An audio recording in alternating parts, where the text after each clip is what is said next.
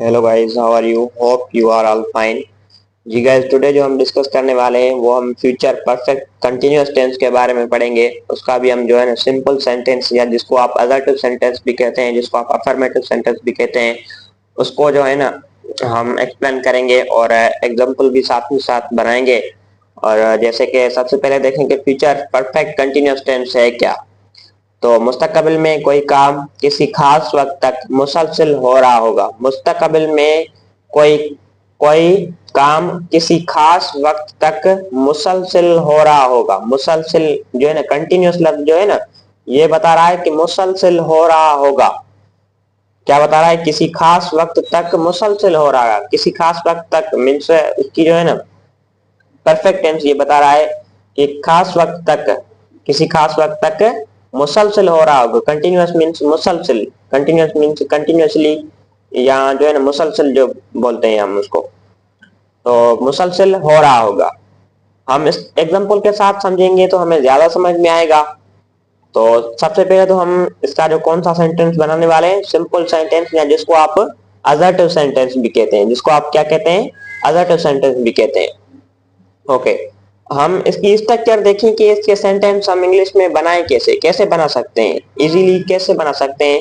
तो सबसे पहले तो इसमें जो है ना सब्जेक्ट आएगा। सबसे पहले इसमें क्या आएगा? सब्जेक्ट आएगा।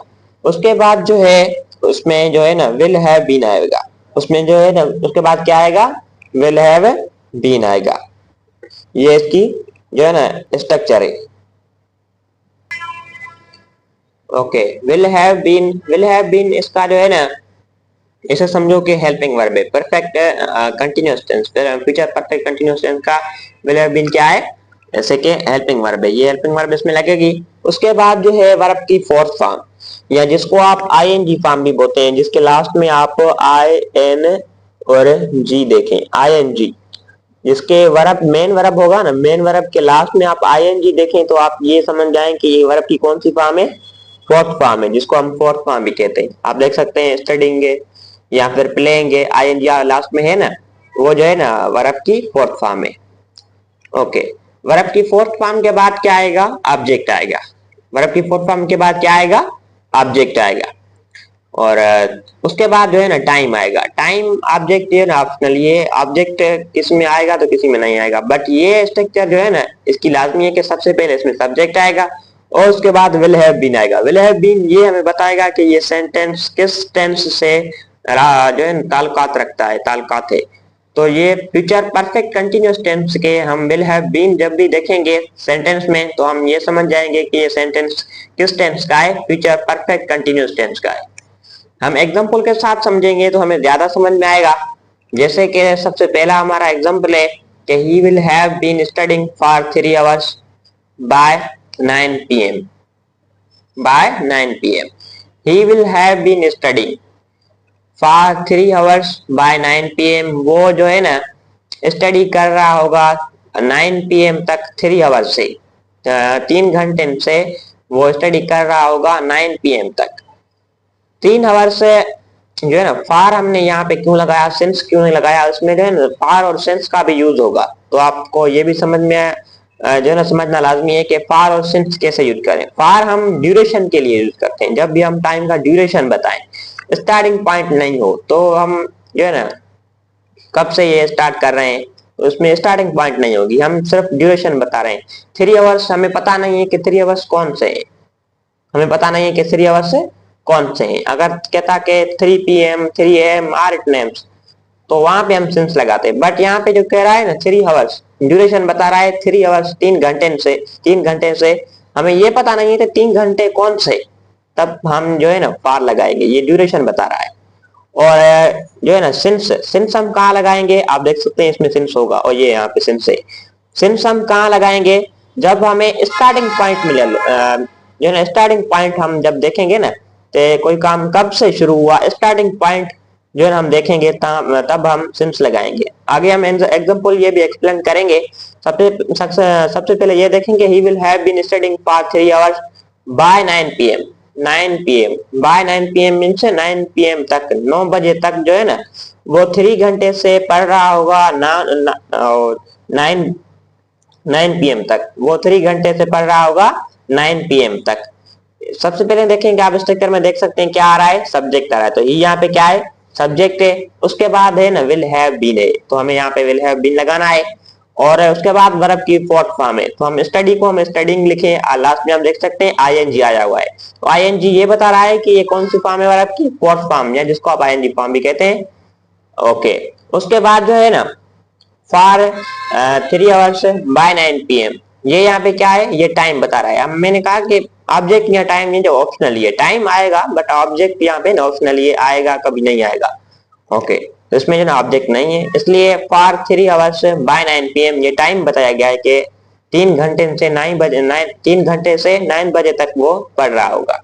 ओके, दूसरा जो हमारा एग्जांपल है, जैसे कि they will have been playing cricket for 2 hours, वो 2 घंटों से क्रिकेट खेल रहा होगा। कोई काम किसी खास वक्त तक मुसलसल हो रहा होगा। आप देख सकते हैं इसमें ये बताया गया है कि they will have been playing cricket for 2 hours, वो 2 घंटों से क्रिकेट खेल रहे होंगे। सबसे पहले तो दे क्या है, दे इसमें सब्जेक्ट है, उसके बाद हमें क्या लगाना है, विल हैव बीन, तो हमने विल हैव बीन लगाया। और प्ले को हमने प्लेइंग क्यों लिखा, आईएनजी हमने क्यों लगाया इसमें, क्योंकि हमें वर्ब का फोर्थ फॉर्म बनाना है। ये याद रखिएगा कि जब भी आप कंटिन्यूअस वर्ड सुनो, टेंस में आप कंटिन्यूअस वर्ड सुनो ना, जैसे कि फ्यूचर कंटिन्यूअस है, पास्ट कंटिन्यूअस है, या फिर प्रेजेंट कंटिन्यूअस है, उसमें जो है ना वर्ब की फोर्थ फॉर्म लगेगी, जिसको आप आईएनजी फॉर्म भी कहते हैं, ये याद रखिएगा। और वर्ब के बाद क्या आ रहा है, हमें क्रिकेट, क्रिकेट यहाँ पे क्या है, ये ऑब्जेक्ट है। फॉर 2 hours यहाँ पे क्या है, ये टाइम बताया गया कि तो 2 घंटों से। ओके, दूसरा क्या हमारा एग्जांपल है कि he will have been teaching English for 15 years, जो है ना वो 15 सालों से इंग्लिश पढ़ा रहा होगा। He will have been teaching English for 15 years, वो 15 सालों से इंग्लिश पढ़ा रहा होगा। ओके, दूसरा है कि you will have been watching this series since morning, तुम ये जो सीरीज है ना सुबह से देख रहे होंगे, सुबह से देख रहे होंगे। यू यहाँ पे क्या है, सबसे पहले तो इसमें सब्जेक्ट है, तो हमने सब्जेक्ट लगाया। यू यहाँ पे क्या है, क्या सब्जेक्ट है। आप एक स्ट्रक्चर में देख सकते हैं, सबसे पहले क्या आ रहा है, सब्जेक्ट आ रहा है। दूसरा विल हैव बीन है, तो हमने विल हैव बीन लगाया। और वाच को हमने वाचिंग क्यों लिखा, क्योंकि हमें वर्ब का फोर्थ फॉर्म बनाना है। दिस सीरीज यहाँ पे क्या है, ये ऑब्जेक्ट है। सिंस मॉर्निंग यहाँ पे क्या है, टाइम बताया गया है, लास्ट में जो है ना टाइम है। सिंस मॉर्निंग या सिंस इवनिंग, इवनिंग या मॉर्निंग आए तब भी हम सिंस लगाएंगे, ये याद रखिएगा। ये स्टार्टिंग पॉइंट बता रहा है, सिंस मॉर्निंग या सिंस इवनिंग। ओके, जैसे कि दूसरा है कि she will have been cooking for 1 hour, वो जो है ना 1 घंटे से जो है ना खाना बना रही होगी, वो 1 घंटे से खाना बना रही होगी। कोई काम मुसलसल हो रहा होगा फ्यूचर में। She will have been cooking for 1 hour, for 1 hour यहाँ पे क्यों लगाया हमने, फॉर क्यों लगाया, सिंस क्यों नहीं लगाया, ये याद रखिएगा। क्योंकि 1 hour, कौन सा 1 hour ये हमें पता नहीं है, ये ड्यूरेशन बता रहा है सिर्फ, वहां पे हमने फॉर लगाना है, तो हमने फॉर लगाया। दूसरा है कि the train will have been running since 6 PM, train जो है ना चल रही होगी 6 बजे से। द ट्रेन यहाँ पे क्या है, सबसे पहले तो इसमें सब्जेक्ट है, विल हैव बीन इसका हेल्पिंग वर्ब है, ऐसे समझो। दूसरा है कि रनिंग मींस चलना, तो रनिंग लिखा लास्ट में आप देख सकते हैं आईएनजी लगा हुआ है, ये वर्ब का फोर्थ फॉर्म है। सिंस 6 PM, जो 6 बजे से, ये क्या है, ये टाइम बता रहा है। ओके, दूसरा है कि we will have been waiting for you since 5 PM, जो हम जो है ना 5 बजे से आपका इंतजार कर रहे होंगे, 5 बजे से आपका इंतजार कर रहे होंगे, आप देख सकते हैं ये। ओके, जैसे कि दूसरा है कि द ट्रेन विल हैव, दूसरा है कि we will have been waiting for you 5 PM since 5 PM, 5 बजे से हम आपका इंतजार कर रहे होंगे।